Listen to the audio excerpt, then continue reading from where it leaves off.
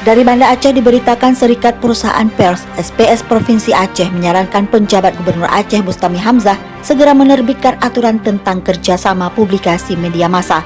Ketua SPS Aceh Mukhtaruddin Usman menyebutkan regulasi tersebut nantinya akan mengatur bagaimana mekanisme kerjasama antara pemerintah dan media massa. Menurutnya pemerintah Aceh dan Pemkab atau Pemko se-Aceh wajib membuat regulasi terkait kerjasama publikasi dengan media massa. Ia juga mengaku prihatin dengan polemik publikasi pokok-pokok pikiran atau pokir anggota Dewan yang belakangan ini menghiasi media massa terutama media online di Aceh. Yang seharusnya hal seperti itu tidak terjadi. Kredibilitas bisnis pers tercoreng gara-gara ada pihak yang kecewa dengan kondisi bisnis pers saat ini. Menurut Mukhtar, selama ini perhatian pemerintah Aceh hingga pemerintah kabupaten atau kota sudah baik, sehingga keberlangsungan media lokal di Aceh berjalan lancar. Oleh karena itu, Mukhtar meminta pemerintah untuk segera membuat aturan main kerja dan publikasi media massa, sehingga semua pihak punya pedoman sebagai pegangan.